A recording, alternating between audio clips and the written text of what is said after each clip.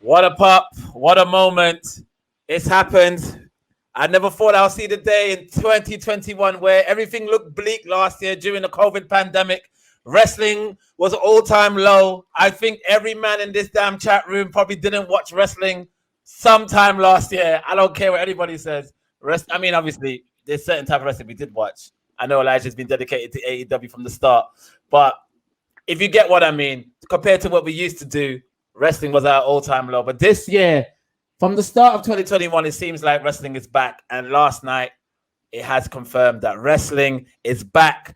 I go by the name of Skillit. My name is Mekz. We got Elijah in the building. We got Wayne McHale in the building. We're here to talk about AEW Rampage and possibly SummerSlam tonight. What a great show, guys. The second ever episode of AEW has debuted a new superstar who is not new in the term of wrestling world, but a return of a legend, a future Hall of Famer, the best in the world, CM Punk. I'm going to go to Elijah first because the reason why I'm going to go to Elijah first, Elijah believed in this company from day one. I'm going to be completely honest. As much as I love the Young Bucks, as much as I love Kenny Omega, as much as I love John Moxley, I just didn't know if these guys were going to be if these guys were really going to push this company through and make it what it is today. And I did say from the start, they need signings like Punk, they need signings like Bryan for this to work. And it seems like they're going to do it. Elijah, you've always had faith in these guys, even without the signings of a marquee signing like Punk or Bryan. I always felt that you always believed these guys would do something special, which they have done. Because before Punk, this confirmed a few weeks ago, I was saying AEW has now become the number one company in wrestling. Elijah, please tell me some of your thoughts about what happened last night and your thoughts of AEW as a whole.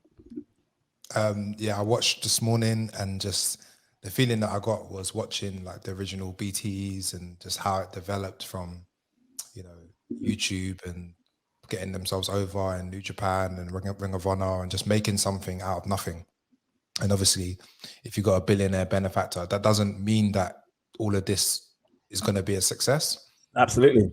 You know what I mean? There's been things that have evidently not worked, but they've been able to like dial things down, dial things up. And the pandemic could have collapsed this company, surely. Like, when I watched those first few Dynamites during the pandemic in QT Marshall's factory, it was like, oh, this is peak. Like, this might not continue, innit?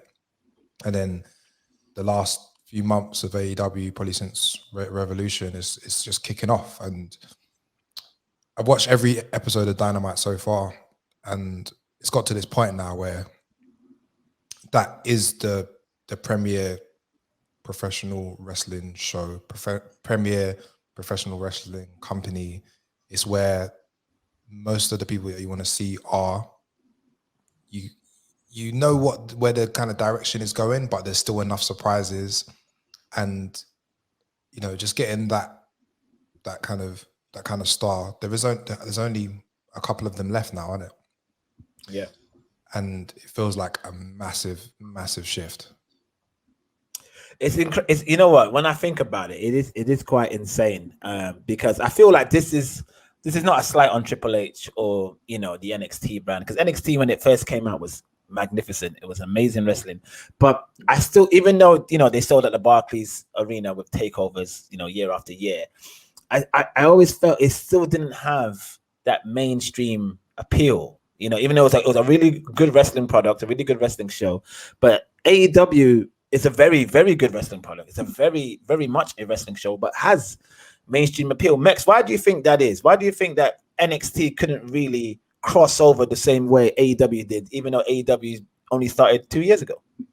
Well, obviously, like NXT's main, thing that they came to do was the developmental. So although it started as developmental, we did get some indie stars going there, and indie stars, even the ones that came in with names like Sami Zayn and Kevin Steen, Kevin Owens and stuff like that, they weren't still all the way up there in terms of name value, mainstream value. AEW have started with, you know, some of the top names in the indie industry at the time. They've added, you know, legends from the beginning, like Chris Jericho. People have come in like Matt Hardy as well. So these are all recognizable characters and stuff. And yeah, they came out saying that they're the alternative to WWE. And a couple of weeks ago on Dynamite, you know, obviously we heard, I can't remember whose comments it was now. I mean, maybe it was Vince McMahon's comments. And then Cody came out and said, we're not the alternative, we're the competition. And yeah, it's about time we recognize that they are the competition. You know, Elijah said it earlier on. This is now the premier wrestling company, whether we like it or not. WWE's name will still be called, rightfully so. But let's be completely honest, that's just in a sense of money, financials. They're the biggest and all of that kind of stuff. But in terms of the best professional wrestling show on TV right now, it's undeniable. It's absolutely undeniable that it's AEW. And yeah, NXT's mission was a bit different, but yeah, AEW even came through, squashed them, swatted them like a fly, sent them to Tuesday nights. We're seeing what's happening with NXT now with whatever restructures come in. But yeah, it's amazing. Like I tweeted earlier today, like you feel like you're watching your kid grow up and just make you proud and take over the world. And like, honestly, that's how I felt when I finished watching Rampage this morning. So Wayne, this is testament to the great work the likes of, you know, Kenny Omega, the Young Bucks, the Bullet Club, you know, in New Japan Pro Wrestling, the stuff that they did across in Japan. It really solidifies how, because this is the reason why I'm mentioning this is because this is way before Punk signed. You know what I mean? Punk only came in yesterday, so like it does really show the star power of those guys and what they did in Japan, how that really resonated in the world of wrestling and how it really crossed over to a whole new audience that may never have watched wrestling before, and never watched New Japan before. You know, I remember I could only talk to like 4 people when I was a kid about New Japan Pro Wrestling. Today, I could talk to, you know, thousands of people about, you know, who never watched New Japan before, were watching it now. So that kind of shows the importance of what Bullet Club has done to the wrestling industry. Like Elijah, did you share the same thoughts that these guys were going to do something great as soon as they decided to talk to Tony Khan about developing AEW? So I always knew that they were going to sort of cause a scene and shift a movement. Because even when they were in like New Japan, you just felt it. Like the Bullet Club was a movement and they kind of streamlined it.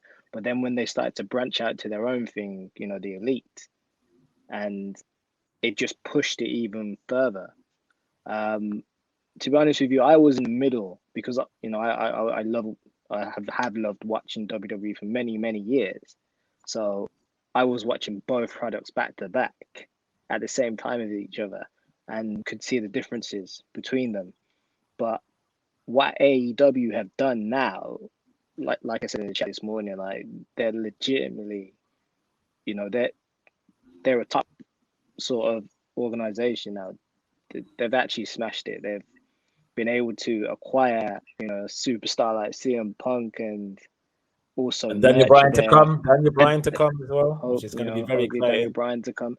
That's huge. That's a crazy acquisition, if you ask me. I would never have expected it, and you know, it's good to them. They've done it. They've done it. Well, let's talk about AEW Rampage. Last night, it kicked off with CM Punk. I'm gonna let's ask Mekz first. Your emotion, the feeling that you got when you saw that man come out the ring. Because I'm not gonna lie to you guys. As soon as he come out and I saw him welling up and about to cry, bro, I didn't tear up, but I was smiling from ear to ear. I was so happy to see him, and I was very happy for him because we all know he was in a dark place. He wasn't happy at WWE for the longest time, which is the reason why he cut the great promos that he did cut. But to see him really falling back in love into a sport that made him, because he fell out of love with that a long time ago. So the fact that he's back in that place where he's happy to be a wrestler again, it must be great for you to see, right, Mekz? Bro, it was absolutely incredible. From the minute the show started and, you know, they just let the crowd drink it in a bit. The crowd with the CM Punk chant started before he had even walked out. his music started, the chants were going again. The pop was enormous. He walked out, and even from the minute go of him walking out, he looked like he was trying to contain himself. And walking down the aisle and all, the beating of the chest and panning to the crowd, you seeing them going mental. And then the part that got me was when he hugged that first person in the crowd, turned around and dived into the crowd on the other side. And I said, my heart. I said, I can't deal with this. That was amazing. That was amazing. Honestly, like this is it's literally one of, for us football fans, we're always like one of our own and all of this. And it was really that kind of feel that this is my hometown as well. And, they're embracing me and all of that kind of stuff. And he went round and done the rest of the rounds before he got in the ring. And from minute go, from what he said, even somewhat of a little dig, I guess, he took at WWE, saying, his ROH career finished in August, whenever it was, 2005, and his professional wrestling career is basically picking up from now, August 21st, whatever. And it's like, okay, he's basically scrapped everything that happened at WWE. But the thing is, we all know why. But he's not wrong. Like, no, 100%. As much as I love WWE, and they've done some great things, especially within the world of professional wrestling, they've done some great things, and there's a lot of wrestling that's taking place in WWE that is like, marquee, amazing, legendary stuff. As a company and as a whole, and how they carry themselves, they're not a professional wrestling company. And that's exactly it. WWE would tell you themselves, we're sports entertainment. So people might say, he's riling them up, this, that, and the other. But truth be told, if they call themselves sports entertainment, then he's right. So it was just an absolutely tremendous feeling. That guy that was crying in the crowd, he's written himself in, Ms. Girl status or for memes and all that kind of stuff. You see the Brock Lesnar guy? You see the Brock Lesnar guy front row and everything. We're like the same damn shirt, bro. These are legends now that I was hoping Thai guy fan. The Thai. Thai yeah. I was hoping to see him in there, but he's always been a part of like amazing moments. Elijah, his promo, his it wasn't really a pipe bomb. I wouldn't say it was a pipe bomb last night. I think he's saving that. He's saving that for the best, for future work with other wrestlers. But his promo last night, very emotional, very heartfelt. How did you feel? What was your thoughts on that promo? That was Phil Brooks talking. Yeah. We don't know what the CM Punk guy is going to be in AEW. We've just seen a man come back in his hometown. He's obviously a babyface in his hometown. He's called out Darby. It's all friendly. Darby's in the rafters just with Sting. Okay, but we don't know what this version of CM Punk is going to be yet. And that question and that kind of, what is this journey going to be is interesting. And, like him starting off saying Britt Baker's name first. And he said, I feel like Britt Baker in Pittsburgh. And it's like, that's the women's champion. That's a homegrown AEW star. He's pointing at another homegrown AEW star. He didn't come in and say, I want to be the world champ. He didn't come and say, I'm going to kick anyone's ass. Nothing. But just the honest feelings of a person that hasn't been in that environment for so long was good to see. And it's not, I would say that's more wrestling than you see in a wrestling ring. You know what I'm saying? It's just honest reflections of a human being, like on where they're at now. And I think that's kind of cool because you don't really get to see that. Obviously, everything we watch on the television program is, characters and, work. But that is, there's no work in that. Like, that's the human talking. One thing I was really shocked about was a lot of people's reaction online were like, even though a lot of people loved the comeback and they were excited to see him, there wasn't also a sense of people were they forgot. I think that they forgot. I mean, 7 years is a long time, but I feel that they forgot how big CM Punk was, because obviously that pipe bomb and from 2011 to when he left was what, 2014? Mekz, was it 2014 when he left? Yeah. So I mean, that was about under 4 years. It wasn't a long time. So I think people truly forgotten how massive of a star CM Punk is. Wayne, your thoughts of the Punk being back, and also, did you forget I mean, did it all come back to you when you saw him in the ring, or did you always know, yeah, no, this is something special. He's always going to be something special. Well, put it this way: when I had a hiatus of watching wrestling, like many years ago, the guy that brought me back into wrestling was CM Punk. So this is interesting. So I'm glad you mentioned that, because there's a lot of people that have said this throughout the years. Like, shout out to Neil Fluellen, who's a member of the KickOut podcast, who actually actively again has stopped watching wrestling, but now that Punk is back, but he said the same thing. He said that he stopped watching wrestling, I think after 2005. He must have stopped watching wrestling, and then Punk, that pipe bomb, brought him back in. And with everything going on after 2019, he stopped watching wrestling. I think his last favorite moment was the Kofi Mania moment, was his last favorite moment.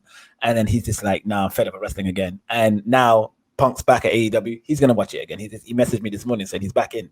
So you had that same. So you were part of that. You were part of that. Definitely. Yeah. And what was it about him that? Why him? What was it about him that made you want to tune in week and out again? Because you stopped watching it before. Well, it's his mic work, his sort of aura. He's a different sort of wrestler. He's not your typical wrestler, and just the way he wrestles as well. It's because I do a lot of jiu-jitsu as well, and Punk's into like a lot of Gracie jiu-jitsu and that sort of stuff. So a lot of MMA sort of background, right? And seeing those elements within his moveset, that was quite cool. That got me into his character a bit. But then seeing his story and how he progressed from like Ring of Honor and his matches with like Eddie Guerrero and Rey Mysterio, that's one of the first matches I watched of Punk. Seeing stuff like that, it was really unique. So that's and that's another thing. That's a good word to describe Punk. He's unique for sure. Unique, 100%. Okay, yeah, this is good, man. So there was a debate me and Mekz were talking about yesterday on the pod about his star status and where you think he laid. I'm going to ask Elijah first. Elijah, like, comparing to popularity and impact and whatnot, like, is he up there with the Cenas? I'm not going to say The Rock, but is he up there with the Cenas? And you can't compare to The Rock or whatever. It's just like you have to compare it to the people in his era. That's right. And usually in the era, you have a number one and they're 10 times bigger than the number two.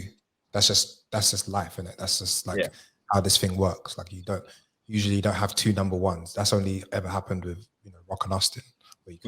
That's true. And even Austin was like number one. Like and Rock was like a close number two. 1A and 1. Generally, you have, let's just say Hogan and Flair. Hogan and Savage.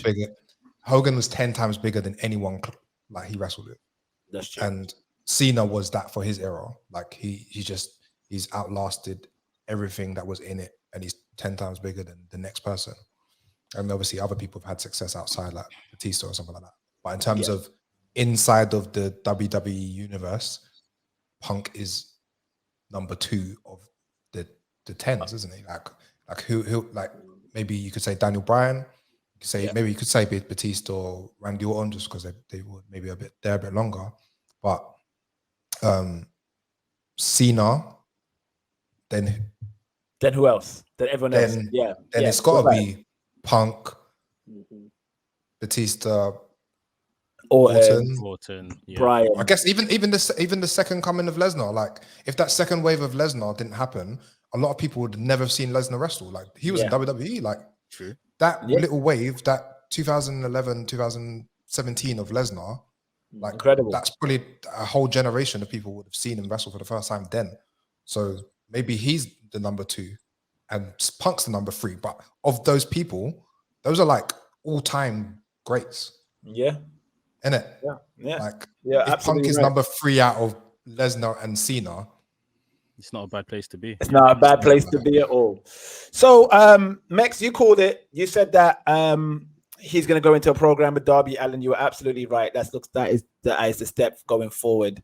Before we actually talk about that, Mekz, would you mind just putting out some quick bullet points, because I know you're really good at this stuff, of like the things that Punk mentioned in his promo? So yes, Elijah mentioned the Britt Baker. I know, Mekz, you mentioned the Britt Baker bit, but you also mentioned how he felt. Kind of he apologized to the fans for taking 7 years to get back. But I like what he said about going back to the place. I can never return to a place that made me sick in the first place. It was like a brilliant line. Great quotes, bro. Him, sitting down, with his legs folded like he did at the rampway when he did his pipe bomb. Crowd went nuts for that.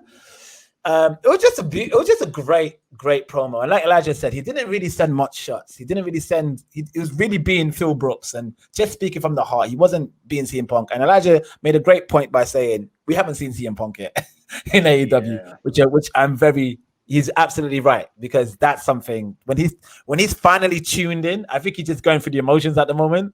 But when he's tuned back in, he's like, okay, I've got a job to do.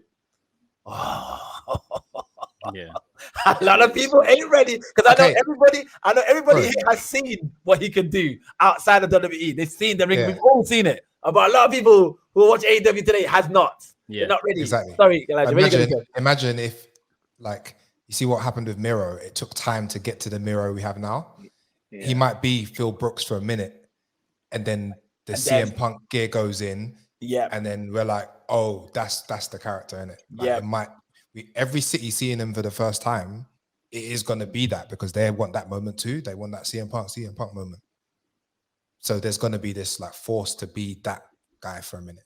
For sure. After a while, once it settles in and he finds his feet, it should be interesting, man. It should be like, yeah. But yeah, Mekz, please talk to us about this Darby Allin Punk match that's coming out in All Out.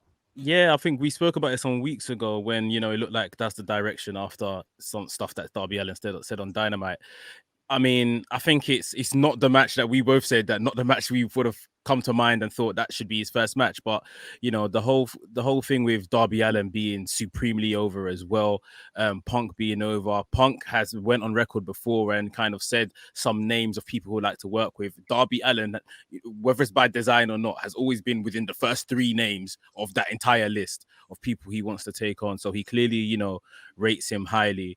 And yeah, it'll just be a great occasion when it happens, because Darby's over, CM Punk is over. Like, we're just gonna see the crowd completely erupt, have a great match. Mekz, though, how do you book it though? How do you book it? Like, what's your finish?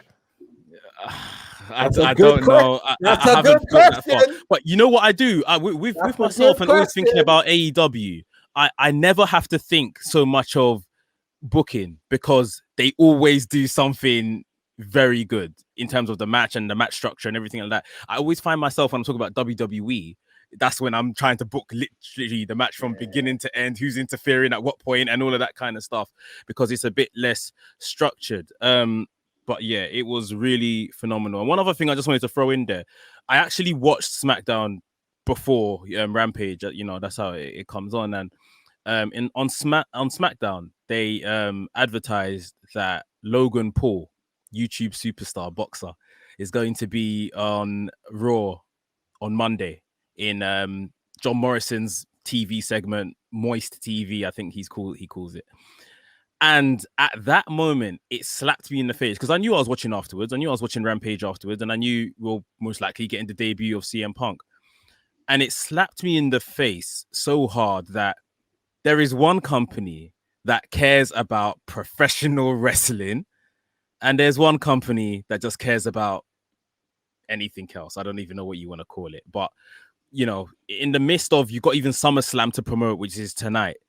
Logan Paul is, Logan Paul's going to be on Raw on Monday. And to be fair to WWE, it's different. That's what I mean. It was night and day to me that they don't care about the same things. You have to factor, like, where WWE is, in terms of that stage and how many years, and it's not about that, you know what I mean? It's not about for them, but it's not like they don't care, because they have done a lot of stuff for us that they didn't have to do. They have pushed a lot of superstars that they didn't have to push, because that's not their product. But they do care about us, but it's just a case of they can't do what AEW can so freely do. It's a different thing. It's totally different, especially with sponsors and whatever what it is. But yeah, obviously, major difference between the two companies. You're absolutely right, and it's good. You know what? Because you've raised that, I'm actually going to ask a question to Wayne. If you're the likes of a Cesaro, if you're the likes of Sami Zayn, Kevin Owens, Adam Cole, even though Adam Cole may have signed a new contract, who knows? If you're the likes of these guys who built up their reputation through the indies and really love professional wrestling, they really, really, really love it. But they know, to feed families, they may have to go to WWE and conform a bit.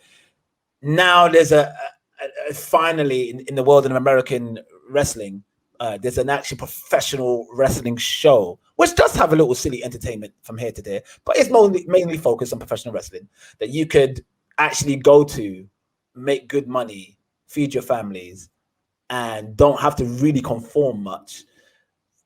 Do you think they're chopping at the bit? Like the likes of Sami Zayn is not really utilized much, who should be, in my opinion, a bit higher. You think they must be thinking, now that Punk's there as well. What do you think? I think you're totally right. I think AEW is the alternative, and it's just showing that you don't really have to conform to be attractive and to reach a wider audience. Like you're seeing the ratings that AEW are putting in at the moment, and they've only been about 2 years on TV. It's crazy. And what I like, especially what Punk was mentioning yesterday, he seems to be having fun, even when he was just, with the crowd interactions and stuff like that. He looked really happy. And for a person who's been away from wrestling for like 7 years, if you're someone like Cesaro and, I guess Adam Cole and all that sort of stuff, you kind of do want that sort of freedom to be yourself, right? And that would be very attractive. If your contract's coming up or, something like that, it would be really it'll be interesting. Attractive possibility. Yeah. I got a different opinion on that. Yeah. Go on, Elijah. I think it's too late for them, man. Like the moment they had to jump, Slightly. The moment they had to jump in 2019, when all the those contracts are flying around, and that conversation is like, oh, do you want to go down the untrodden path, like the uncertain one that we weren't sure what was going to happen, or do you want to stick with the safe bet? And some of them re-signed, picked the safe bet instead of try and go elsewhere. Definitely. And some of the names mentioned and loads of others could have come out and done really well. Look what Brody Lee did. You know what I'm saying? Like he made himself, rest in peace. He made himself like a priority in another company within a year, or not even. It was a really short period of him being there. And I could have seen that for quite a lot of the talent that was mid card at that time. But now, like a mid card guy doesn't step into AEW and make a difference now. That's very true. Only a year later, like Brody Lee came in like May or April last year, actually, just during the pandemic. Like a year and some change later, those guys don't come in and make a difference. You look at how deep the roster is. We got Kenny, Christian, Andrade, Malachi Black, Cody, Miro, Pac, Lucha Brothers, Jungle Boy, MJF, Sammy, Jericho, CM Punk, Darby, Sting, Moxley, Eddie Kingston. What more do you need? What more do you need at this stage? We need more black stars. That's what we need. I need some black stars. Just to add to what Elijah said, like, he's totally right. I think the boat may have just gone for some of these guys, and there's the Adam Cole debate will rumble on past this weekend and stuff, and he may be possibly one of the few that can still go over there. Obviously a massive indie name, very tight with the higher ups there. But 2019, I think it was, Kevin Owens signed like a 5 or 6 year contract to stay, as well as Gallows and Anderson. Now obviously they've been released, but Gallows and Anderson signed like $700K a year contract. I would have done the same thing, damn it. That's the thing. Like, it's the money. Like, you take the money, be comfortable with your family, but sit in the mid card or whatever the case is, or do you bet on yourself and take a move? But regardless, Elijah said it best. These guys, even though they're still top names, to us, if they go to AEW now, like then they're not up there compared to the names that are there. And you know, it's literally just a case of 6 months to a year later. It's crazy how fast this company is growing. So, because you mentioned that, how fast this company is growing, Elijah, does WWE now, do they press the panic button? What do they do now, WWE, in response of CM Punk showing up, and the response of obviously a Brian going to be showing up too, and maybe many more? What does WWE now? What did they do? I don't think they do anything. They just continue making what they make, and people watch because people haven't stopped watching because it's bad. Clearly, it's clearly not that much of a problem, and people go to the shows. I don't know why, like, people go to watch WWE shows. Like, I don't know, like I have no like earthly clue. Beyond the pay-per-view maybe or something like that. But the idea of like going to say like, you know, they always beat the hometown guy in their hometown. Like, if you went to like a Raw today, you could leave unhappy, which is madness. like, whereas I think if you go to an AEW show right now, you leave on a high, even if the heel wins. Say like MJF won on Wednesday. Like after I saw Sting, like in the first match of Dynamite, I've left happy. Like I will pay more leaving. I'll buy another ticket to leave. Like it was that good. Like if I paid $30 for that ticket, I would have given them another 30 tip because Sting and Darby killed it. Bucks and Jurassic Express killed it. So you're already like, they've given me my money's worth. And sometimes with WWE, that's not their game. That's not they're not trying to impress you. No. So I don't think they do anything. Okay, that's a good point. All right, okay. Well, exciting stuff. You know, CM Punk has now arrived. You know, and so many others are going to now be tuning into AEW. So many fans of the WWE who never really watched AEW before are definitely now tuning in. It's a great move. It's a great chess move that I said they should have done from day one. But to be honest, I think the way it's paced out, it's probably couldn't come at a better time. To be honest, I think making him wait a bit longer for Punk was a great stroke. And we'll see how when Brian debuts, because that's gonna be another trending, internet crashing moment when Brian shows up as well. So let's not forget that. Well done to AEW. Let's talk about the rest of the show, Mekz. What happened after that CM Punk moment? I think we had a tag team match, right, between Jurassic Express and Private Party.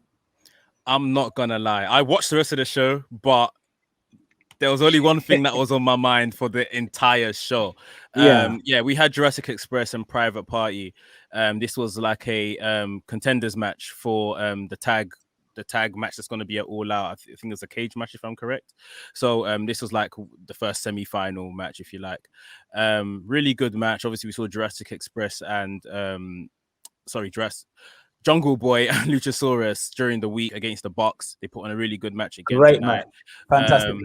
Private Party, they did well. They're good at what they do, but I just feel like this gimmick that they've got with Matt Hardy is a bit like it's lumbering them a bit. Like I feel that more entertaining when they came into AEW and stuff, but you know, maybe they just wanted to help develop them character-wise a bit more. That's why they're doing this, sticking with Matt Hardy. But yeah, we saw Jurassic Express get the win.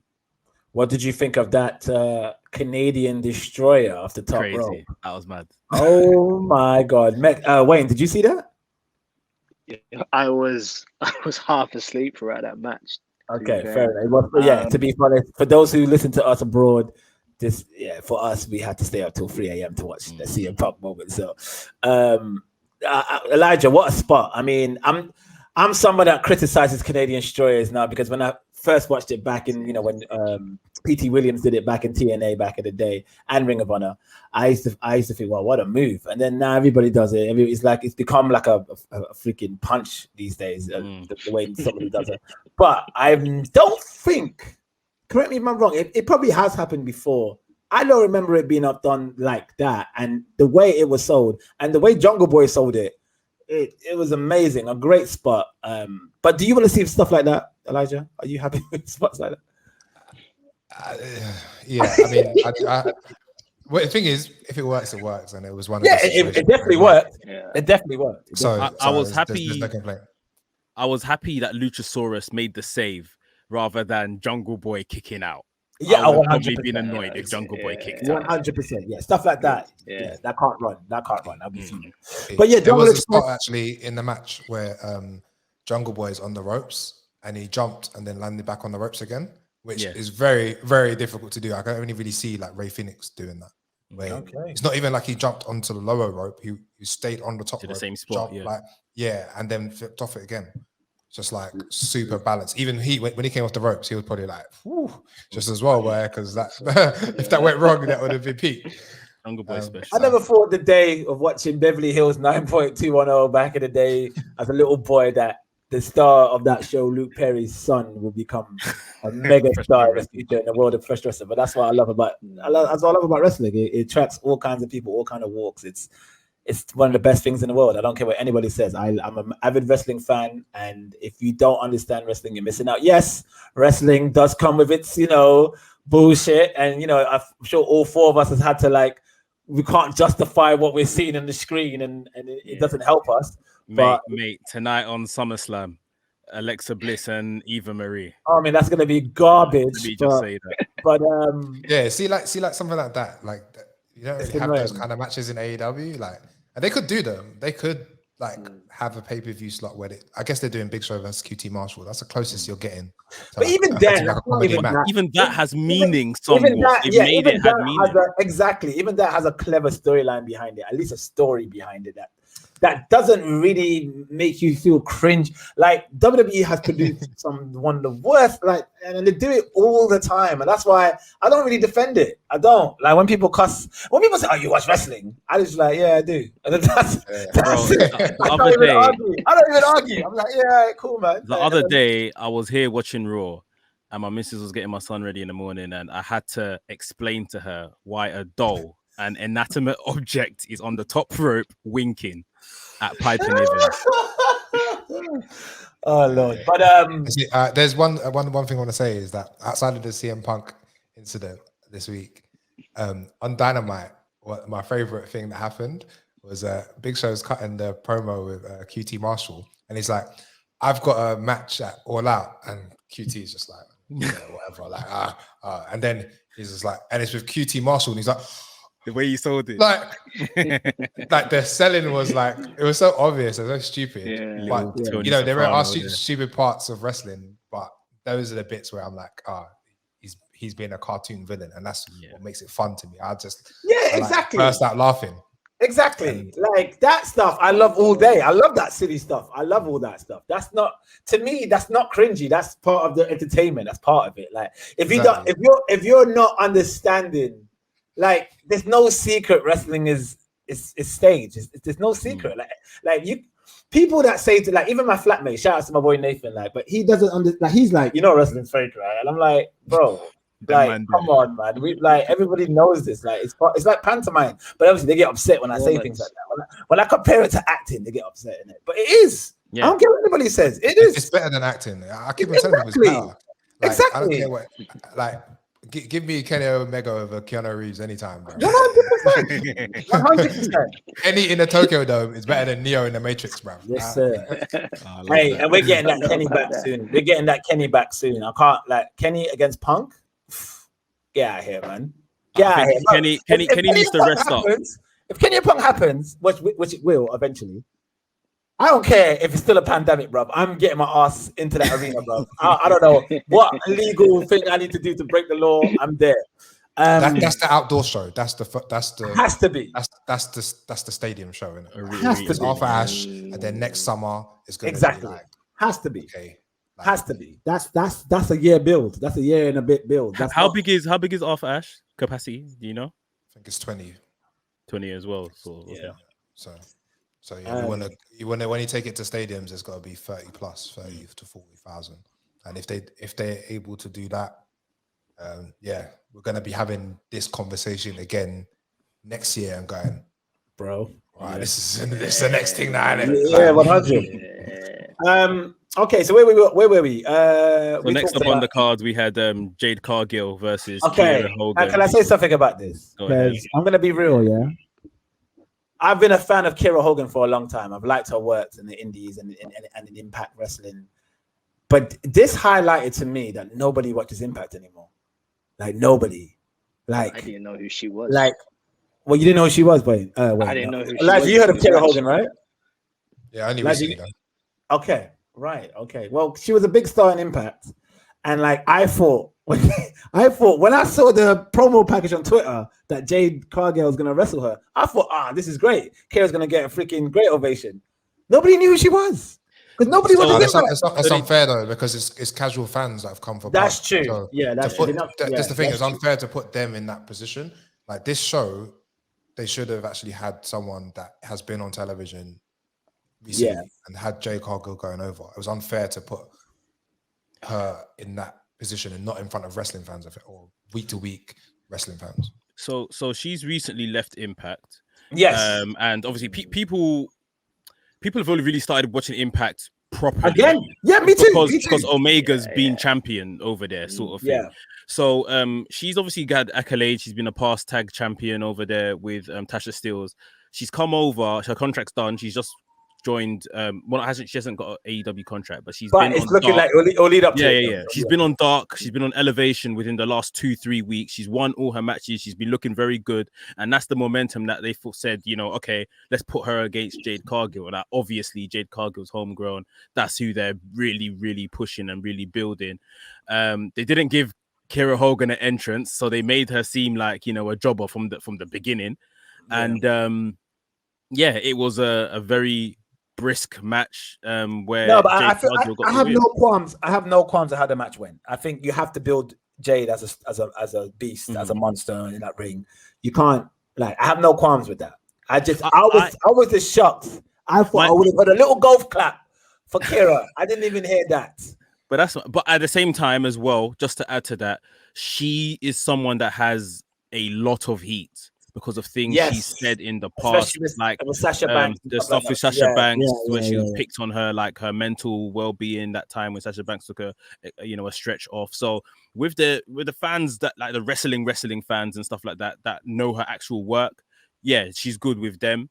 But I think it was either yourself or Elijah that said, it's not a really fair situation that they put her in, because to the masses, people that would have just come to see CM Punk, they don't really know her, and for those that do, they might not really like her because of her past. Yeah, for sure.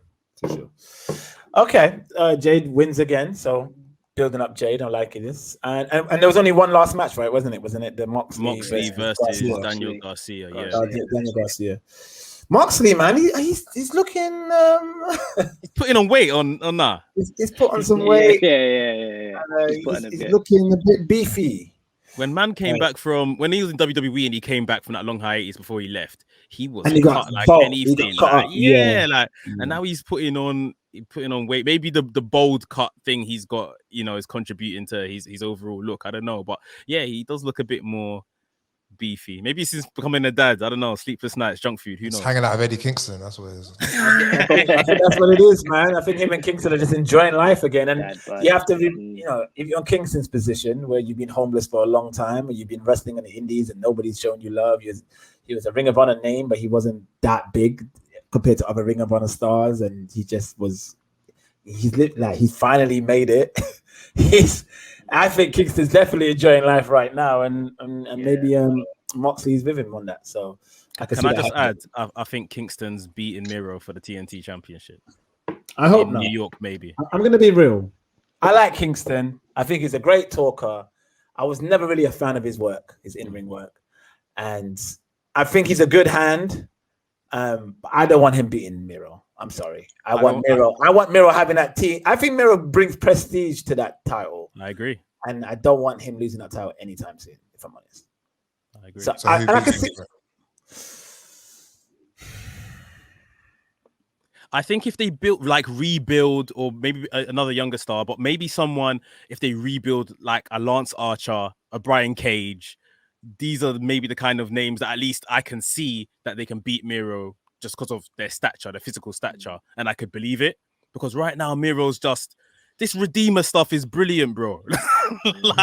I'm just loving it. All of the kind of... Is, if it goes to another super heavyweight, then you've got that same kind of match again. So it's like, it has to be beaten by someone that has a completely different style. So we get different styles of teams. I know he's a heel, I know he's a heel, and so I'm just thinking of like this is probably how long I want Miro to have the title for, because the guy I'm thinking of is a heel, and then eventually I want him to be a face, and that's when he beats Miro for the title. Is Ricky Starks? I think Ricky Starks is fucking incredible. You're right, but it may be just a tad early.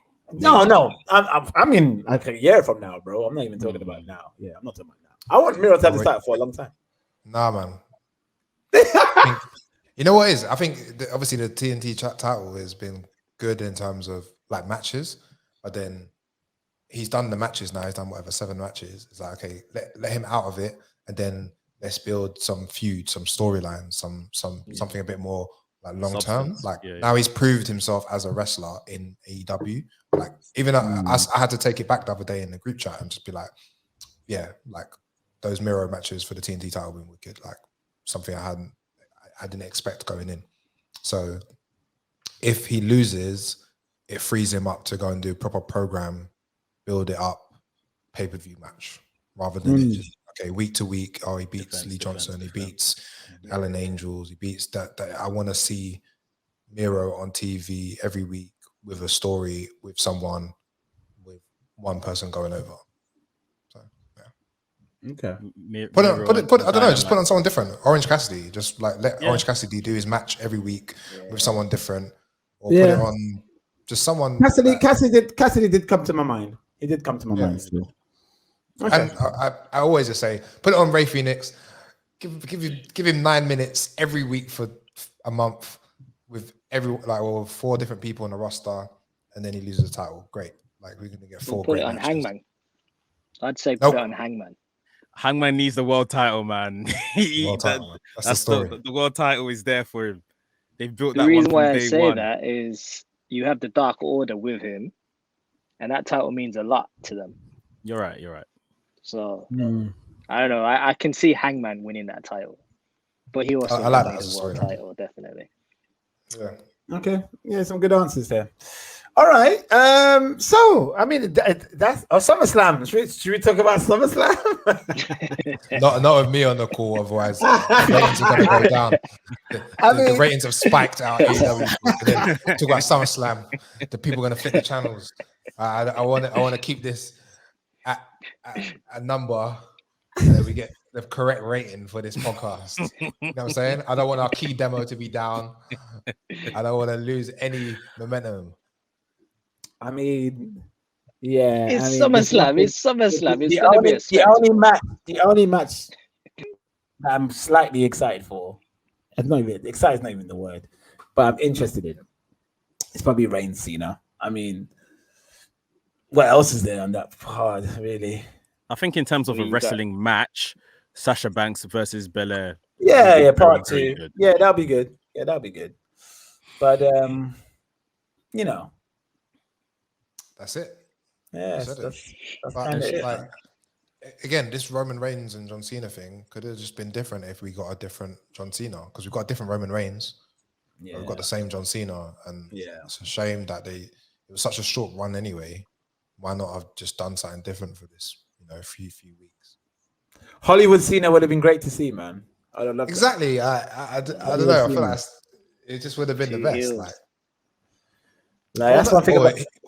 Yeah, he could have done the Hollywood Cena and it still be a babyface type thing. Like there's a way of tweaking it to make it like, I have made it. Like I'm not acknowledging that I'm not a famous person. Be a babyface and go against Roman Reigns. Like there's a way to. You know what? On his promo last night, he said to Roman Reigns, "I will win the Universal Championship and I will take it back to Hollywood, and then you'll next see me here at WrestleMania, defending the belt." That's what he said. And the crowd were cheered, and I was thinking, that's nothing to cheer. Well, are you lot all right? Like, what's going on here? He just basically said he's got a Brock Lesnar. Are you booking the show? That he said this is Wayne booking. I swear that this is Wayne booking. he literally said that, and I was like, what? And the crowd cheered, and I was like, huh? He said no, he didn't say that. He basically said that. He basically said it, but what he said was, A lot of people think I'm going to lose this match because I've got another film booked. And you are right. I do have another film booked that I'm going to film.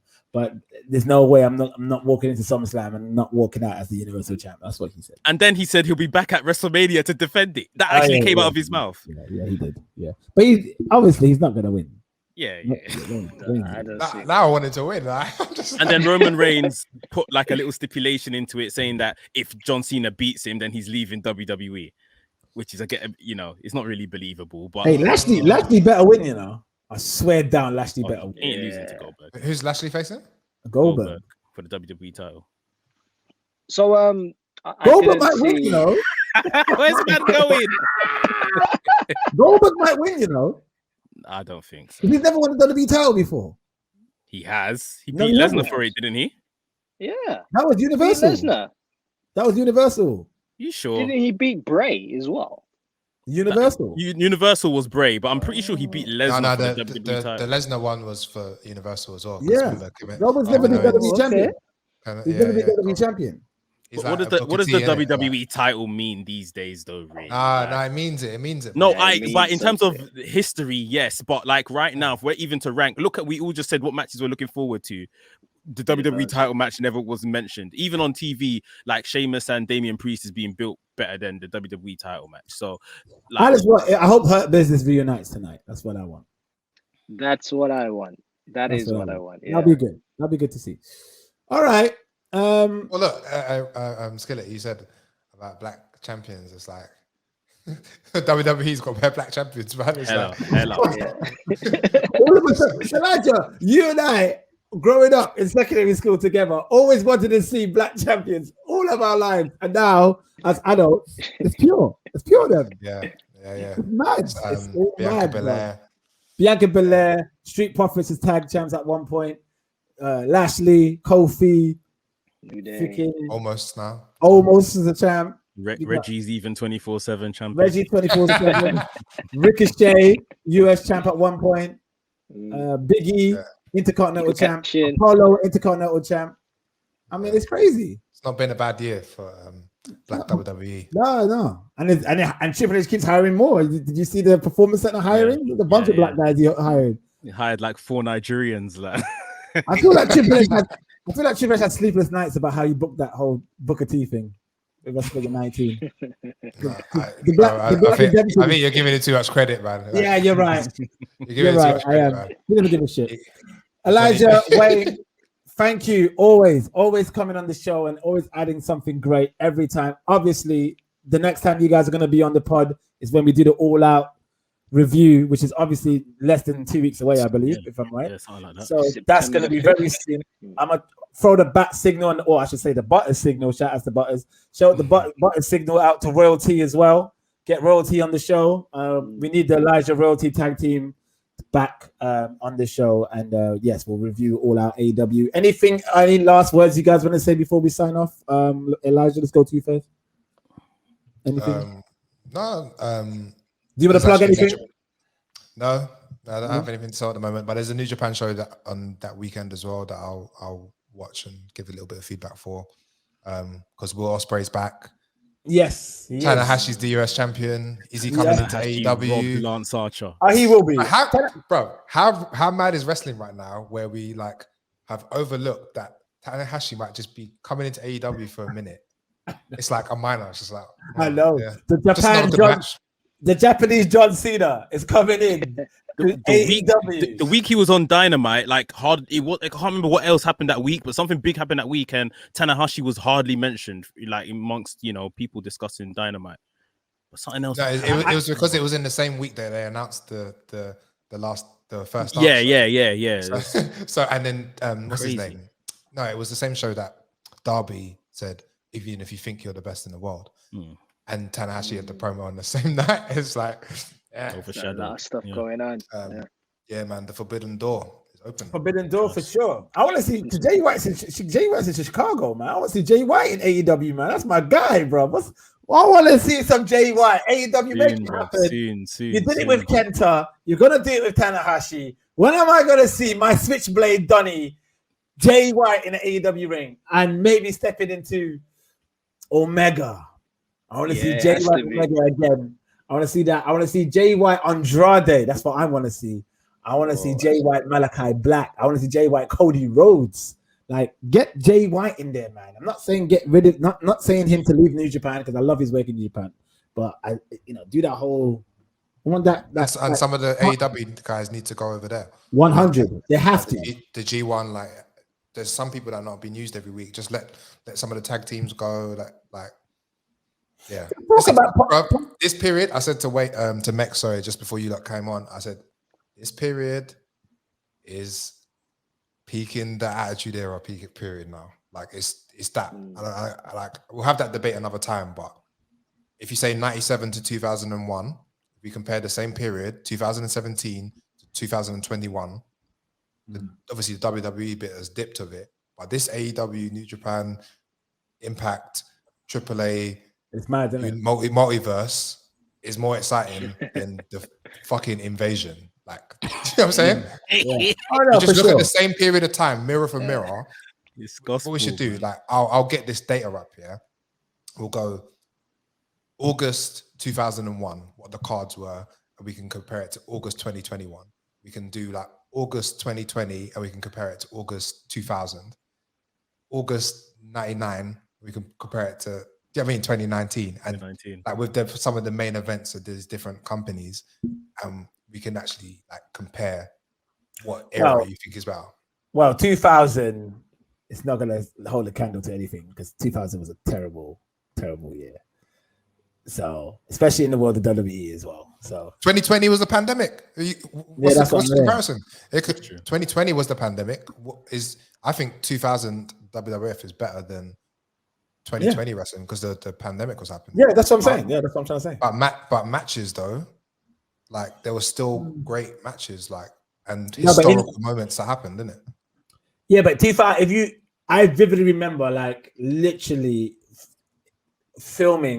tape cassette filming every WWE pay-per-view in 2000, and every pay-per-view was fucking at least an 8 out of 10. It was incredible. Like their pay-per-view was insane.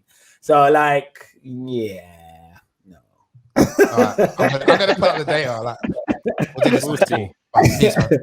But yeah, love Elijah, love Wayne, love you guys. Thank you for coming on. Mekz, we'll do some more reviews coming up within a few weeks. I guess we will do some review on Monday.